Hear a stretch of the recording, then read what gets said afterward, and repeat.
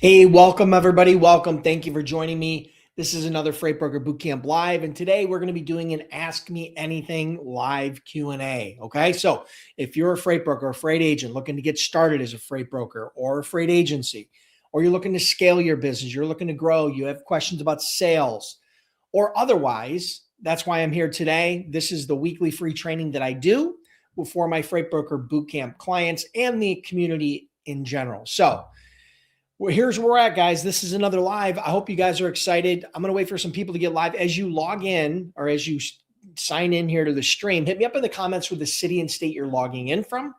I'll do some here. So here's the agenda. Really, really simple. I'm going to do some quick shout outs.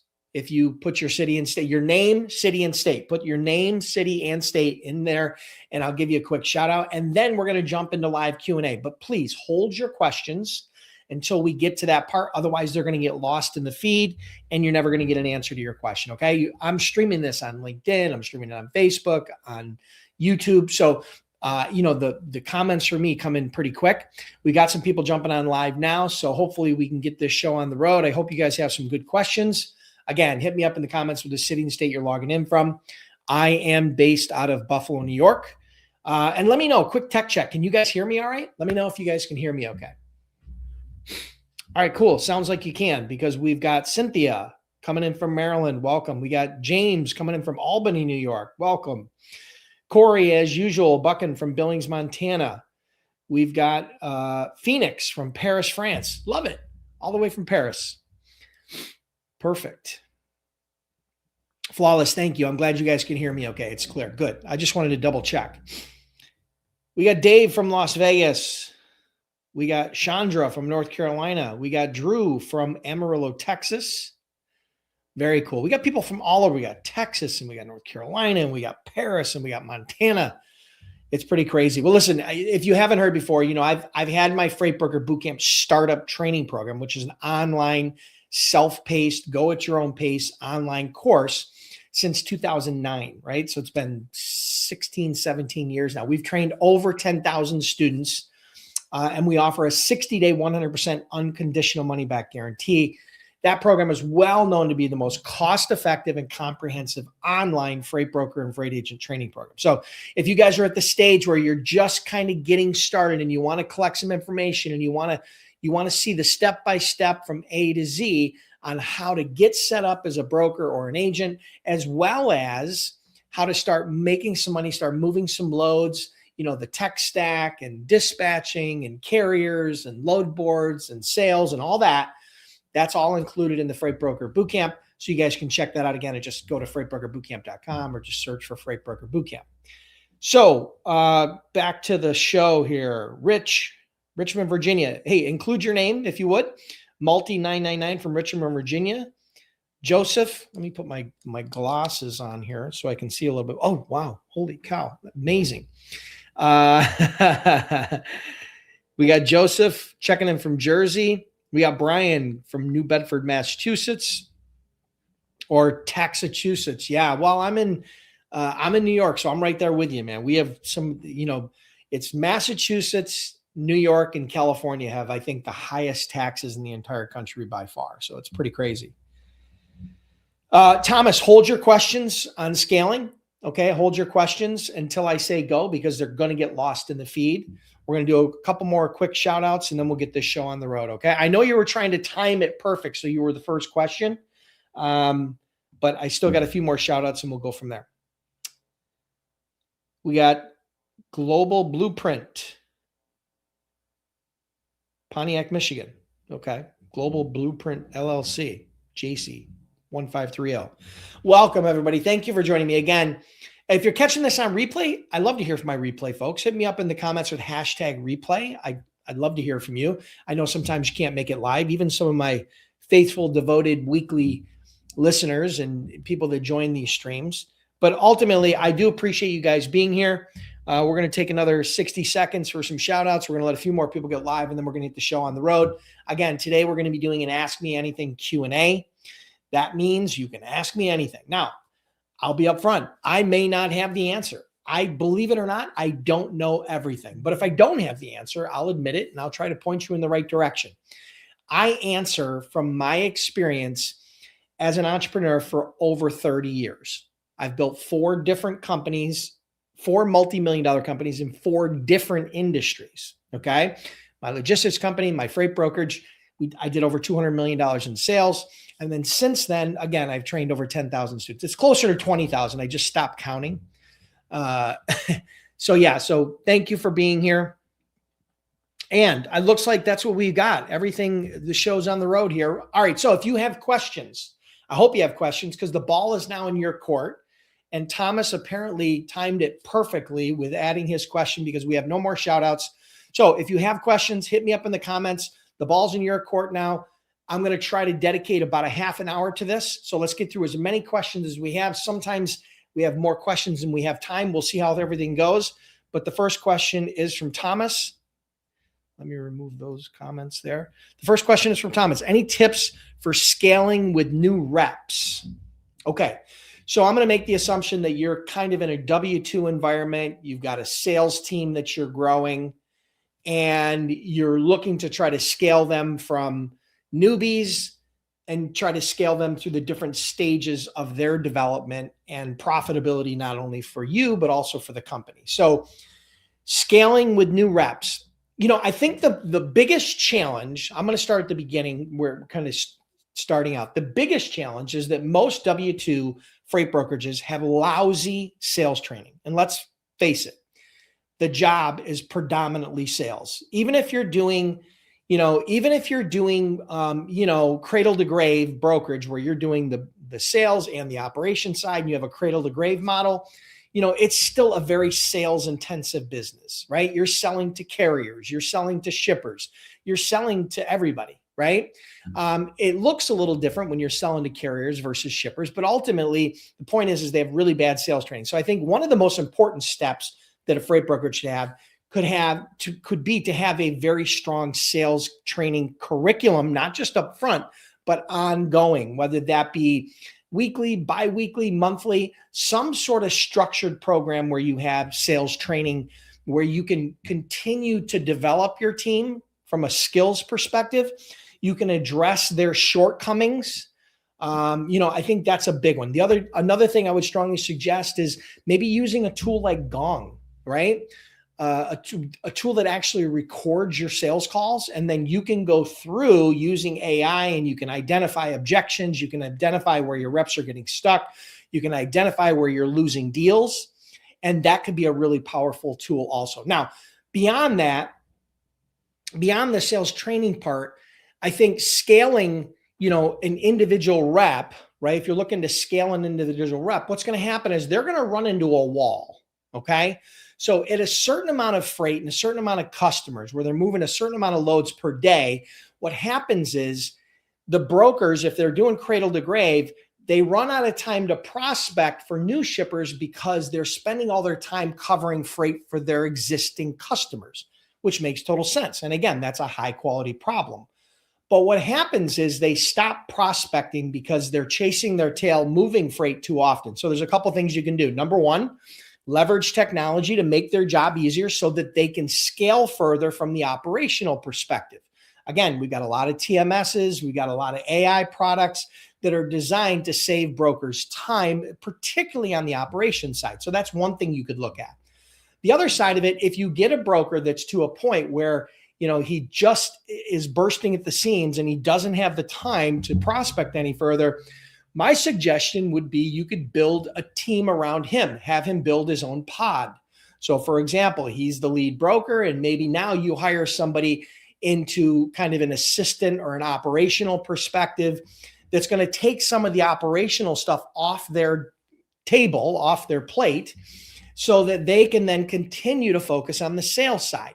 They've already proven they can get customers. And what I think is this: it's way easier to do the operational side of this business or to teach the operational side of this business than it is the sales side of this business, right? If we hired 100 salespeople and 100 operations people, right, and you trained them both, you're going to have a much higher stick rate and success rate on the operational side than you will the sales side. So that's another consideration, is you could start building they could start building a pod around them where they could become more the mentors and trainers, and then that would allow them to scale their book of business and the book of business for the company. So those are a couple of ideas. If you have a follow-up, let me know. Welcome, Humphrey from Dallas, Texas. Welcome, Amzo from Juliet, Illinois. Welcome. Okay, a couple more questions here. Is being a freight broker still strong field to go into? I have 20 years CDL driving experience, but I want to swap it up and look to see if it's worth it. I believe it is, but let me explain to you why. Two things. Number one, you think about freight brokerage, not just domestically or locally in your region, because we have a tendency to look at things from the lens of our local perspective. So if we don't see a lot of manufacturing in our area, we think that logistics is dying, right? But think about it on much more of like a macro level, right? Think about it from the US, think about it from North America, think about it from a global perspective. Logistics continues to grow. Why? It continues to grow because the population continues to grow. It continues to grow because of innovation. It continues to grow because of housing needs. It continues to grow because the global economy continues to grow over time. So think about it from that perspective. So it's not a dying industry, it's a growing industry, right? And so there are ebbs and flows like every industry, and some regions grow faster than others, but the US is probably the logistics hub of the world from a spend perspective, right? So yeah, I believe it's a great opportunity. Now, let's address your situation being a driver. I think you're in the perfect spot. Here's why. I think drivers make incredible brokers. Why? Because you know exactly what it takes to pick up and deliver a load on time with no problems. You also understand the challenges associated with that, and you can not only predict those challenges, but you could actually address those challenges because you've solved them in the real world from the ground, okay? So you've got a lot of hands-on experience that I think bodes very well for freight brokerage. Now, are there things you're going to have to learn? Sure. But you have the lingo, you have a network, you have the experience. So I think someone who's been a CDL driver like yourself, who's been on the road and understands it from the inside out, I think it's extremely powerful. And I think you have a huge opportunity for success if you could leverage a few of those tools. So I hope that helps. Good question. Freight Hustler, welcome, Richmond, Virginia. All right. Should I call the cell phone number of a contact on Apollo or just stick with the company office phone number? Well, if you can get somebody on the phone at their office, great. If you can't, use the cell phone. I mean, this is a contact sport, right? So your real question is, I think your underlying question is a prospect going to be pissed off if you call their cell phone number? Some may not. The reality is, if they have their cell phone number, that means they've published it somewhere. And it's not on a do not call list because it wouldn't be published on Apollo or on any lead source if it was, right?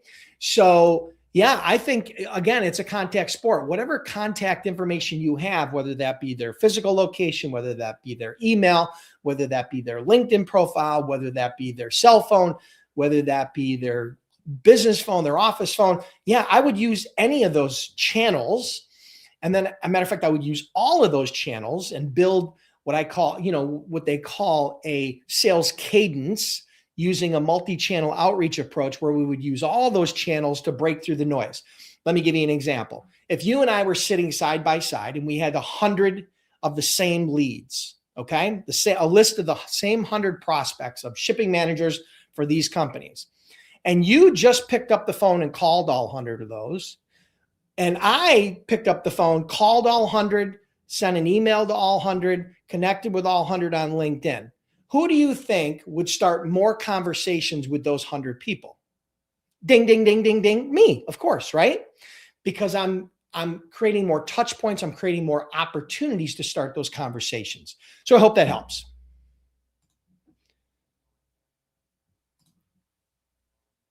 Dennis, in your experience, what differentiates an agent who closes 2 to 3 loads a day from one who consistently reaches 10 plus? Is it mindset, system, niche selection, or something else? Good question. Very good question. So let me let this marinate for a second. Let me just think this through. The difference between an agent who's moving 2 or 3 loads a day from an agent who's moving 10 plus a day, is it mindset, systems, niche selection, or something else? Okay. So here's what I think. Number one, I think that mindset is incredibly important. Now, I'm not Tony Robbins, and I'm not, here to have you walk on coals or do any of that, right? I mean, I'm not a woo-woo guy. But what I have realized over my career is that everything starts with mindset, right? And what I mean by that is if you have a positive mindset, if you have a growth mindset, then you are much more likely to have success. Again, if we put those two people together, same 100 leads, same skill level, one has a positive mindset, one has a negative mindset, the positive with the person with the positive mindset is going to win more statistically, right? So I think everything starts with mindset. And within my Freight Broker Sales Accelerator, this is a good time to kind of chat about that. In my Freight Broker Sales Accelerator program, which is that 8-week live coaching and mentoring program that I have, believe it or not, the first module, the first week, the foundation of that is where we talk about mindset, because some people struggle with fear of rejection and fear of cold calling and fear of what people might think, right? So we deal with that from a mindset perspective. If you guys want to get on the wait list for that, just go to freightbrokerbootcamp.com/waitlist. Again, the program's not free. It's not cheap, but it's worth every penny exponentially because the return on investment can be huge. So everything starts with mindset, okay? So the second part of your question, let me just get back to it here. Okay. Mindset. So I think it starts with mindset. The second part of this is obviously skills. Do you have the skills? Do you have the sales skills predominantly in order to secure new shippers and to upsell yourself into existing shippers, kind of the land and expand approach, right? You move one load. How good are you at moving one load and then turning that into 10 loads and then turning that into 100 loads, right? But that's all sales. Do you have the skills? Do you have a proven sales system? That's what my Freight Broker Sales Accelerator is all about. So I think it starts with mindset. I think having strong sales skills, there's a lot of other variables that go in that, but here's what I'm going to tell you. Sales cures all. Okay. Sales cures all. So my answer to your question is, I think there's a variety of things, but if I had to point to one and I could only pick one, okay, I would probably say sales skills. Of course, there's technology. Of course, picking a good niche. Of course, your work ethic. Of course, your attitude. All of those things apply. But if I had to point to one and I was forced to just pick one, I would probably pick sales and the skills associated with that. So hope that helps. Good question. Okay. Hi, most shippers pay from 30 to 60 days. How can I get money faster with the factoring company? Could you please explain how this works? Okay. Factoring is very simple. Well, it's simple once you understand it. Let me explain this to you. Here's how factoring works. You as a freight broker have a factoring company, which is a company that is kind of like a specialized financing company. And what happens is you move a load, you then assign that invoice to the factoring company. Basically, you're kind of selling that invoice to the factoring company. So you move a load today, the load delivers. You will then send proof of delivery and proof of delivery over to the factoring company. The factoring company and the rate confirmation, and the factoring company will forward you, will advance you typically 90 to 95% of that invoice. So if it was $1,000 to the shipper, they're going to forward you 900 to 950 back. And you use that money to pay the carrier. So you're typically able to get that in 24 to 48 hours. Okay. Now what the factoring companies do is they're going to invoice your shipper. Okay. And then once that shipper pays the invoice back to the factoring company, what's going to happen is the factoring company is going to keep their 2 or 3% fee, and then they're going to send you back the difference. So you'll get more money back on the back end from the factoring company. So think of it like a cash advance, right? Think of it kind of like a cash advance or something along those lines. It's not cheap, but the reality is it creates positive cash flow so that you can build your, so you can pay your carriers on time, so you can build your credit, so you can have that money not only to pay the carriers, but use that for some of your operational expenses. So I hope that helps. If you got a follow-up, let me know.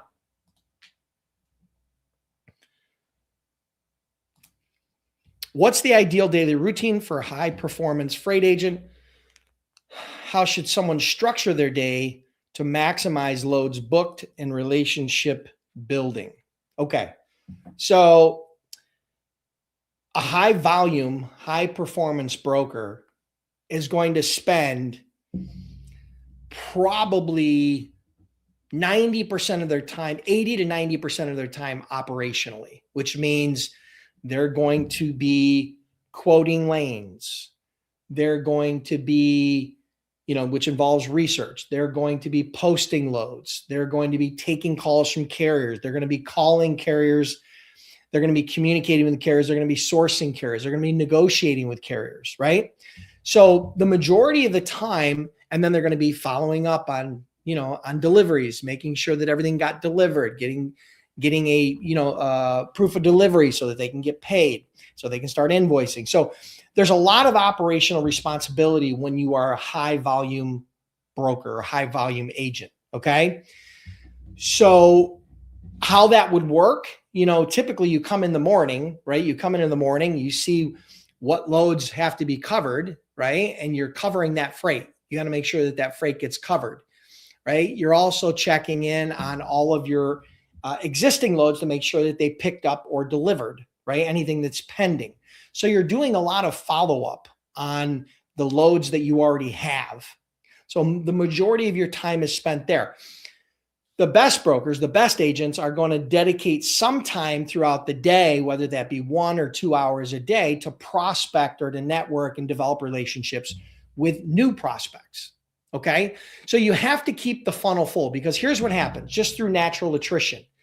You will lose shippers. Sometimes you'll lose a shipper, you'll lose a client because you screwed up. It happens. It happens to all of us. I've done it. Everybody's done it.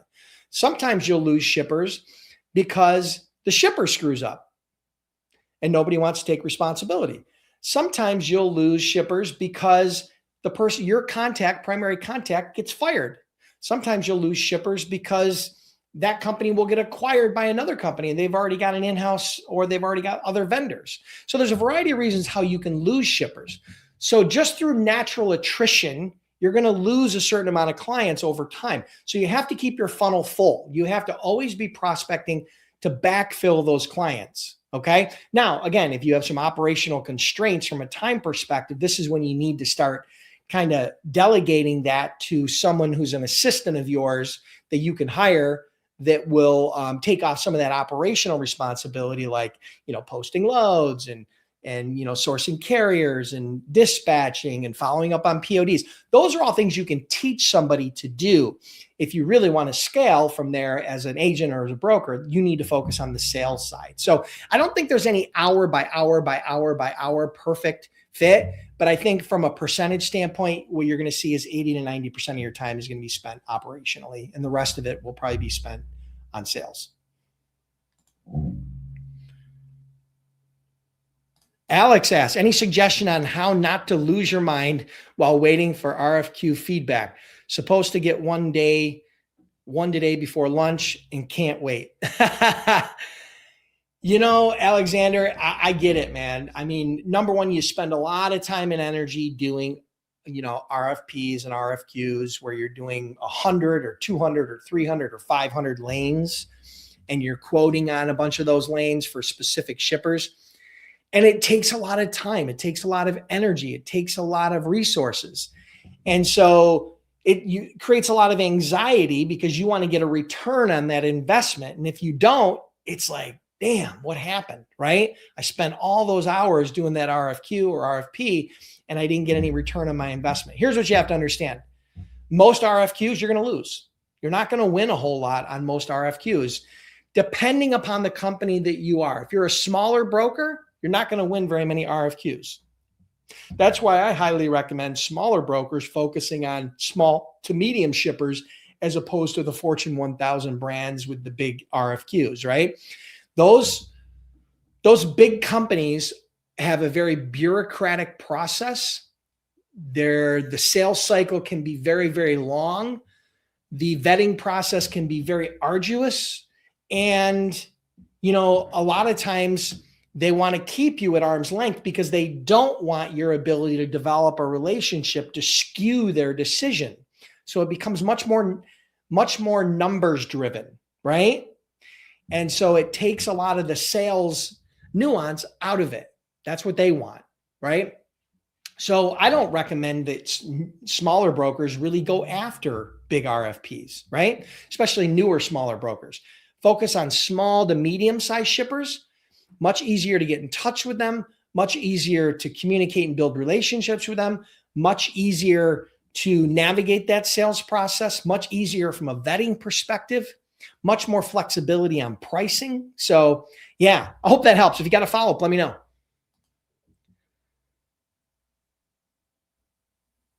Lots of questions. I have a freight brokerage business and I hold my CDL. I want to get my carrier authority in case I may need to drive. What is the best thing to do business-wise? Okay, well, it sounds to me like you already have a plan. I'm going to tell you that you thinking that you having one truck is going to actually make a difference in your freight brokerage growth, I just think you're a little bit off track. If you're looking to build a freight brokerage and that is going to be your goal, you want to build a real freight brokerage, having one truck with one driver is not going to be the difference as to whether you are successful or not. But here's what I will tell you will make a difference. When you try to split your focus and do both, because we both know running a carrier business and running a brokerage business are very different. There is some crossover, but they're very different, okay? And the money that you're going to spend as a carrier could be invested into your brokerage and have a much bigger return on investment. So I'm not sure that this is the answer you were looking for, but this is the answer I'm going to give. If you got a follow-up, let me know.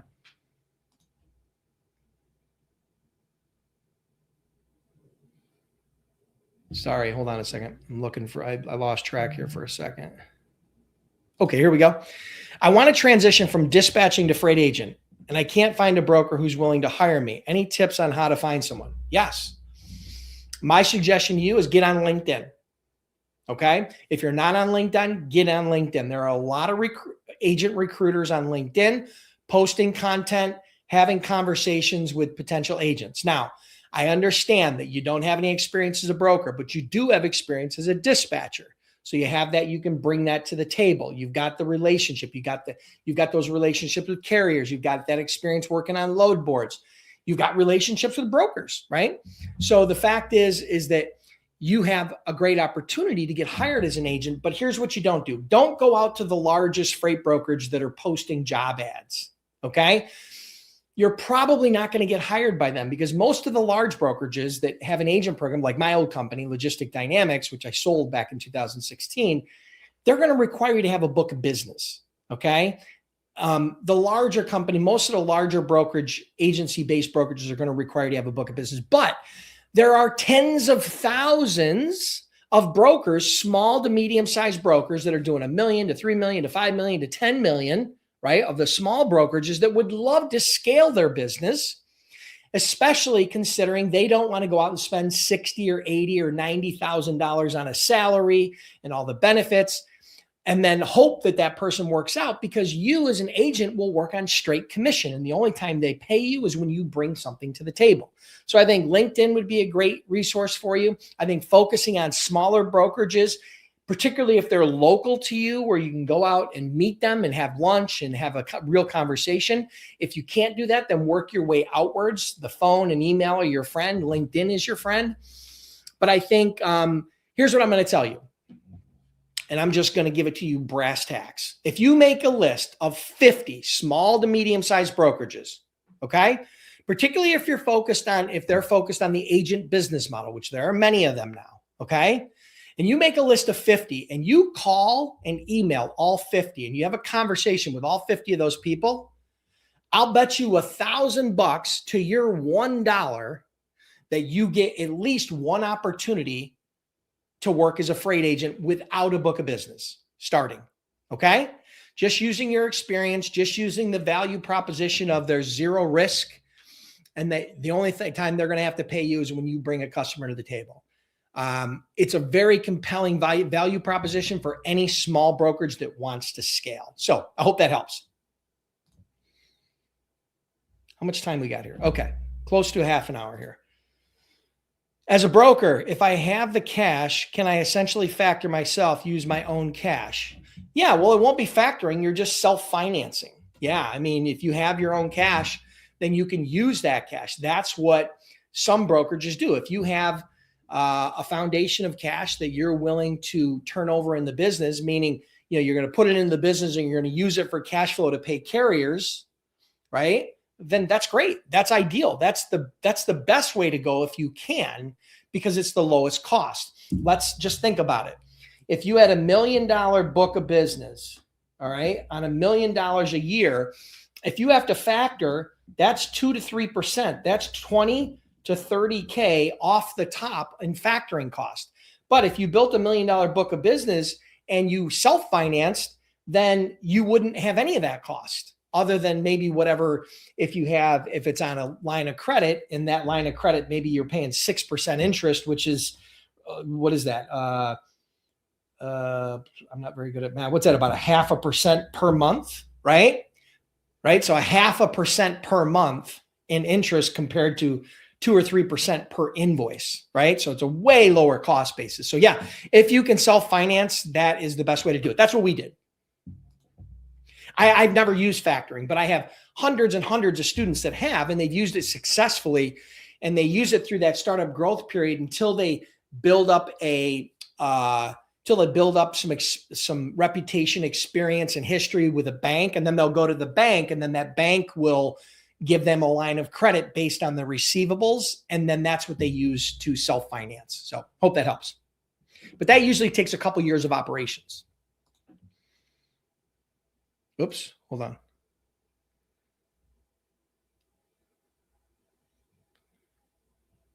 Okay, does it help if you know some drivers? Do you work with owner-operators mostly, or businesses that have people driving for them?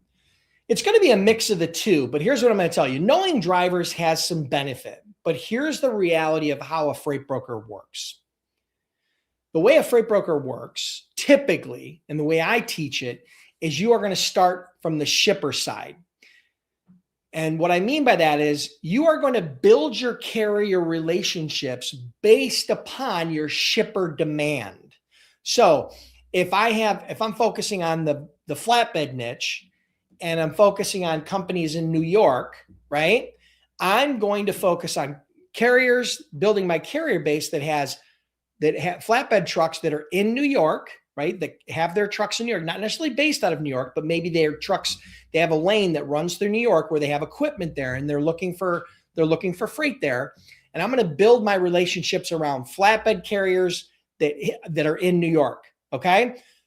Because if I'm focusing on flatbed freight in New York, it doesn't matter if I have an owner operator that runs a reefer out of Florida, because it doesn't help me.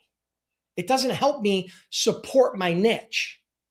So I'm a big fan in find the shippers and develop your carrier relationships around that niche, whatever that niche is. If it's flatbed freight in New York, if it's van freight out of the Northeast, like I started with, you can always expand into other niches, which will also allow you to expand into other types of carriers, other equipment, other regions, other geography. So I hope that helps.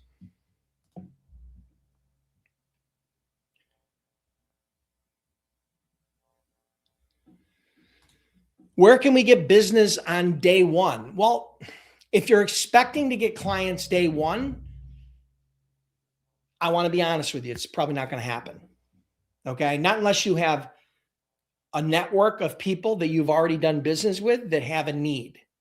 So it's very unusual for a new broker to get business day one.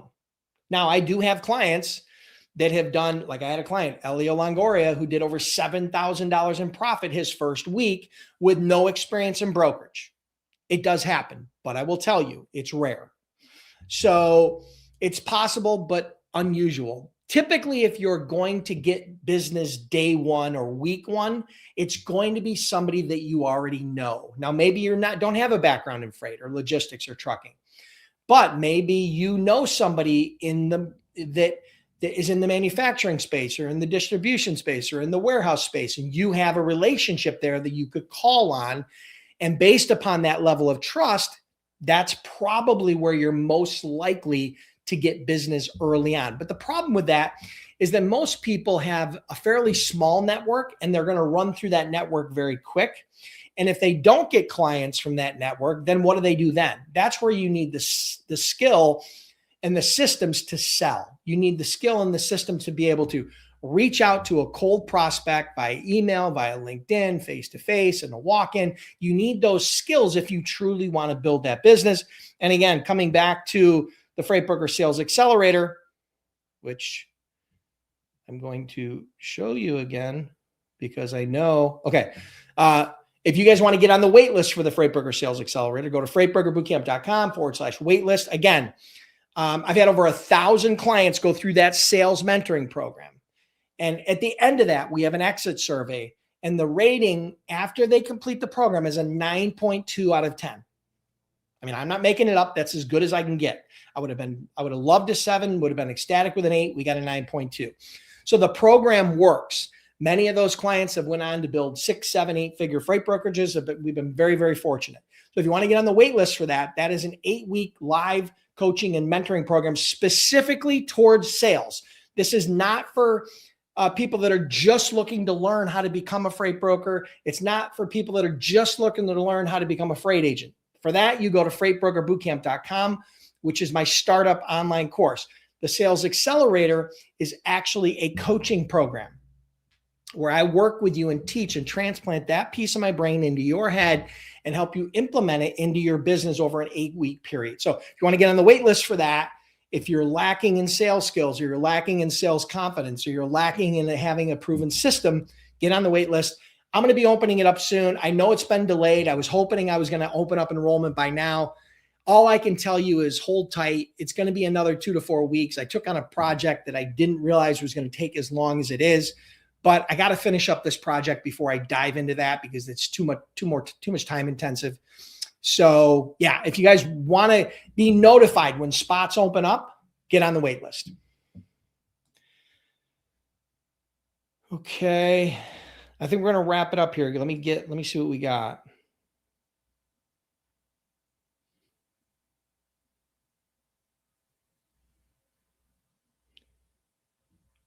Let me see.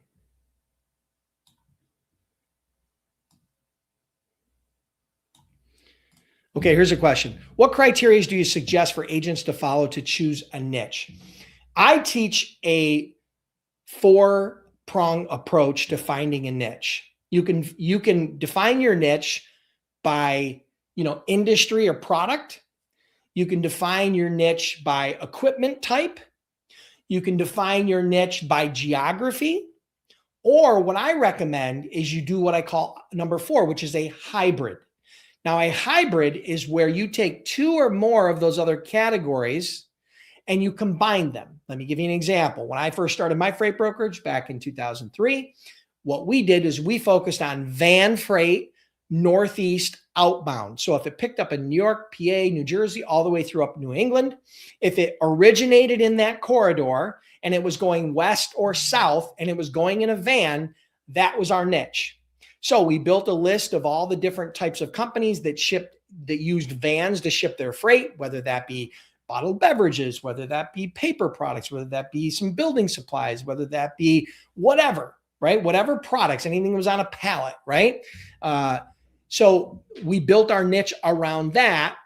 And then eventually we strategically expanded into refrigerator and we expanded into flatbed and we expanded into other regions, but we focused on that niche, Northeast outbound van freight. When one of my salespeople or one of my clients came to me or one of the prospects came to me and said, hey, I've got freight coming out of Regina, Saskatchewan, and it's going to the port in Houston. Can you help? My answer was no. Why was my answer no? Because I wanted to focus specifically on that niche, because focusing on that niche allowed me to understand the dynamics of that market. It allowed me to understand what shippers are there, what lanes are moving, what carriers are there, what are the rates, what are the challenges associated with the Northeast that I don't run into in Regina, Saskatchewan. So I became an expert in that Northeast corridor van freight before I ever moved on to other types of equipment or other regions, if that makes sense. So I hope that helps.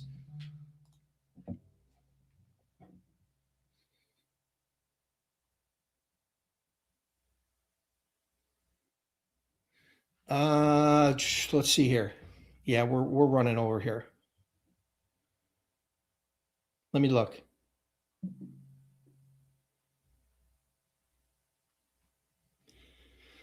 Okay, question. When approaching new shippers, what metrics matter most to them today? Reliability, capacity, speed, or cost savings? What is the strongest pitch angle? It's going to vary from company to company. You have to pick what you're going to do. What is your strategy? Is your strategy to be the cheapest and focus exclusively on rate and try to be the Walmart and make $50 a load? If that's your strategy, then you focus on cost. That's not where I go, and that's not what I would recommend. So all of the things that you mentioned are important. There's no one thing that I can point to that all shippers are going to be focused on. It's going to vary. So what you have to learn is you have to learn to identify what's most important to them and then build your sales approach around that.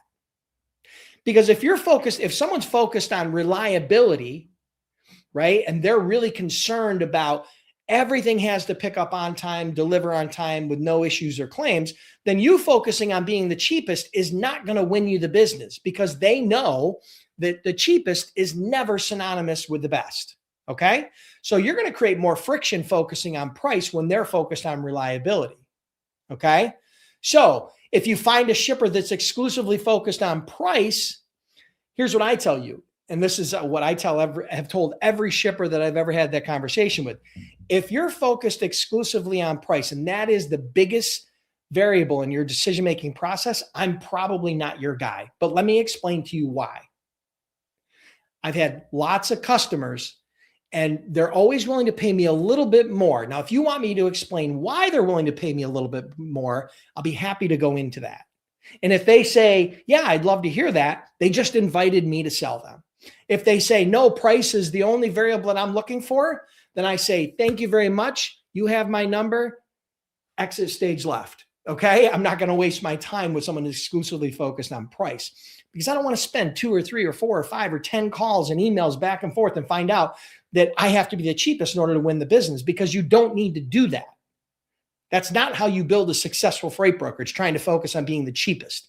That is not the winning scenario. So I hope that helps. And listen, that's going to wrap it up for today. Appreciate you guys being here. Listen, if you learned anything from this live, do me a huge favor. There was no credit card required to join the live. Hit the like button, share the stream, right? Appreciate you guys being here. Alyssa, again, hit the like button no matter where you're at. If you're on LinkedIn, hit the like button and repost. If you're on Facebook, hit the like button and share. If you're on YouTube, subscribe to the channel. Listen, I've got over 80,000 subscribers. We've got probably 500 plus videos in my YouTube channel. And again, for those of you that are curious about becoming a freight broker, right? If you're just curious about becoming a freight broker and you're just in the early stages and you want to know the step-by-step, go to freightbrokerbootcamp.com, trained over 10,000 students. And again, we offer a 60-day, 100% unconditional money-back guarantee. Can't make it any easier than that. If you're already a broker or an agent and you're in that phase where you're looking to really ramp things up and start things up, and you're looking for a sales process, you're looking for a sales coach, you're looking for a sales mentor, go to freightbrokerbootcamp.com/waitlist. You can get on that wait list, and it will be opening up soon. The best I can tell you is sometime in the next 2 to 4 weeks. Okay. I know I've been saying that for a while, and I apologize, but hang tight with me. I will send out the text and the email. You guys will all get an opportunity. Just know those spots are very limited. I've got over 1,000 people on the wait list, and typically I max that out at like 20 people. Okay. Just because it's so time intensive, right? And I really want to be able to spend a lot of time with that smaller group. So if you get on the wait list, you're going to get a great opportunity to learn more about that once I open it up. Appreciate you guys being here. Have an awesome day. Have an awesome week. You guys had some great questions today. I'll be back next Monday for the next Freight Broker Bootcamp Live.